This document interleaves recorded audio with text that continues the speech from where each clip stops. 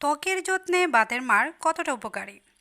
আসসালামু আলাইকুম, welcome back to my channel. আমার চ্যানেলে আরও নতুন একটি ভিডিও দেখার জন্য সবাইকে ওয়েলকাম জানাচ্ছি। আশা করছি যে যেখান থেকে আমার ভিডিওগুলো দেখছেন সবাই অনেক ভালো আছেন, সুস্থ আছেন। বাতের মাড় অত্যন্ত পুষ্টিকর একটি তরল। বাতের মাড় বসে গেলে যেমন বাত দলা হয়ে যায়, সেটি খেলে শরীরের মেদ হওয়ারও সম্ভাবনা প্রবল। কিন্তু এই বাতের মাড়ে চুলের যত্নে এবং ত্বকের যত্নে ব্যবহারের ফলে কিন্তু অনেক উপকার পাওয়া যায়। বাতের মাড় কাজে লাগিয়ে নরম তুলতুলে সফট ত্বক পেতে পারেন এবং ত্বকটাকে আস্তে আস্তে গ্লোয়িং করে উঠাতে পারেন। সেই সঙ্গে ত্বকের কোনো সমস্যা থাকলে সেটা দূর করে নিতে পারেন।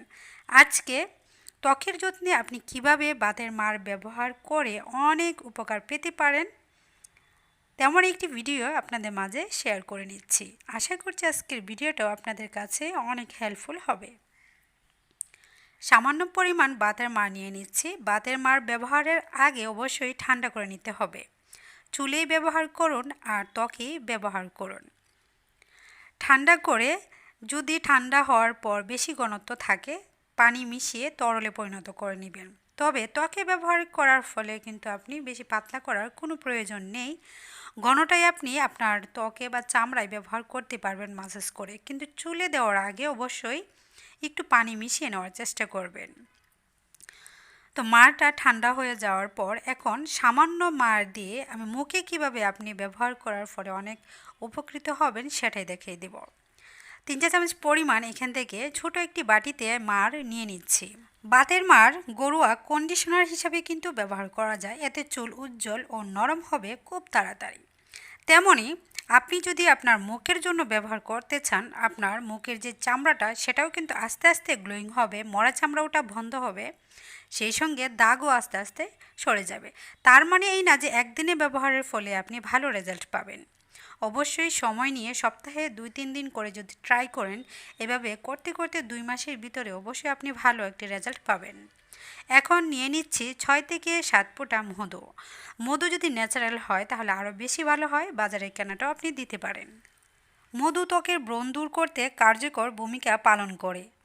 এর প্রতিরোধী উপাদান ত্বকের অতিরিক্ত তেল দূর করে এবং প্রতিদিন ব্যবহারে ত্বকের ভারসাম্য বজায় রাখে।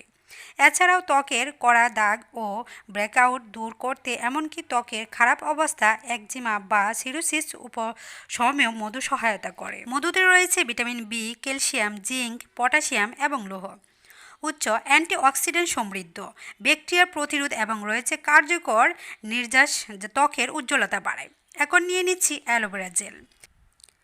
এটি ত্বকের যত্নে খুবই উপকারী। ত্বকের রোদে পোড়া ভাব দূর করতে, মসৃণ রাখতে, দাগমুক্ত করতে এবং ত্বকে ব্রণ উপদ্রব কমাতে অ্যালোভেরা অনেক উপকার করে। যাদের ত্বক অত্যন্ত সংবেদনশীল তারা কেমিক্যাল ব্যবহার না করে নাইট ক্রিম হিসাবে অ্যালোভেরা ব্যবহার করতে পারেন। 4 থেকে 5 ফোঁটাও আমি অ্যালোভেরা জেল দিয়ে দিচ্ছি। 3টি ভালোভাবে মিশিয়ে নিচ্ছি বাতের মাড়ের সঙ্গে। প্রায় প্রতিদিনই বাইরে যেতে হয় নানা প্রয়োজনে, কিন্তু বাইরে বেরোলেই ধুলাবালিতে ত্বকের অবস্থা শোচনীয় হয়ে যায়। ব্যস্ততার কারণে হয়তো পার্লারে গিয়ে ত্বকের যত্ন নেওয়ার সুযোগ হয় না অনেকের। বিশেষজ্ঞরা বলেন ত্বকের যত্নে সবচেয়ে ভালো প্রাকৃতিক উপাদান, কারণ প্রাকৃতিক উপাদানে কোনো পার্শ্ব প্রতিক্রিয়া নেই। তাই ত্বককে সুন্দর রাখতে প্রাকৃতিক উপাদান বেশি ব্যবহার করা উচিত। অ্যালোভেরা এক্ষেত্রে উল্লেখযোগ্য। এটি ত্বকের যত্নে খুবই উপকারী।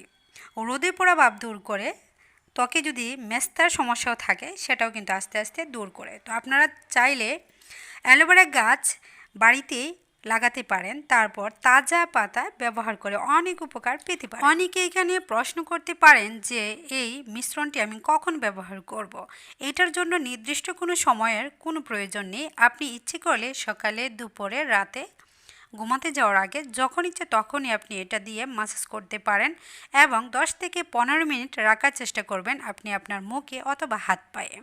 যেখানেই লাগান না কেন একটু অপেক্ষা করবেন শুকিয়ে যাওয়া পর্যন্ত। বাতের মাড় শুকালে একটি টান টান অবস্থায় সৃষ্টি হয়, তখনই আপনি নর্মাল ঠান্ডা পানি দিয়ে ধুয়ে নেবেন। হাত পায়েও ব্যবহার করতে পারেন। যদি কালচে ভাব থাকে, চামড়াটা সমস্যা থাকে, অ্যালার্জি সমস্যা থাকে, তাহলে আপনি বাতের মার ব্যবহার করে অনেক উপকার পেতে পারেন। অনেকের আছে অ্যালার্জি সমস্যা থাকলে অ্যালোভেরা জেলটা তারা ব্যবহার করতে পারেন না, তাহলে এখানে অ্যালোভেরা জেলের পরিবর্তে আপনি এখানে হলুদ গুঁড়া ব্যবহার করতে পারেন। হলুদেও কিন্তু অনেক উপকার আসে যদি বাতের মাড়ির সঙ্গে আপনি মিশিয়ে ত্বকে ব্যবহার করতে পারেন। মেস্তে সমস্যা দূর হবে যদি হলুদ মিশিয়ে আপনি মুখের কালচে ভাব দূর করতে চান, তাহলে মুখে প্রতিদিন রাতে ব্যবহার করবেন। 15 থেকে 20 মিনিট রাখার পর দেখবেন টান টান ভাব চলে এসেছে, তখন ত্বকটাও টান টান হয়ে আসছে।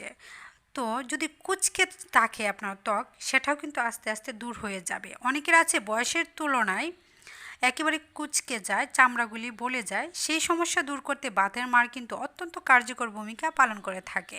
এইখানে প্রত্যেকটা জিনিস আপনি আলাদা আলাদা ব্যবহার করার ফলেও কিন্তু অনেক উপকার পাবেন। মধু আলাদা ব্যবহার করতে পারেন আপনার মুখে, অ্যালোভেরা জেলও আলাদা করতে পারেন, তবে বাতের মাড়ের সঙ্গে যদি আপনি ব্যবহার করেন দ্বিগুণ উপকার পাবেন, কারণ এখানে প্রত্যেকটা জিনিসেরই আলাদা আলাদা কিছু গুণাগুণ আছে।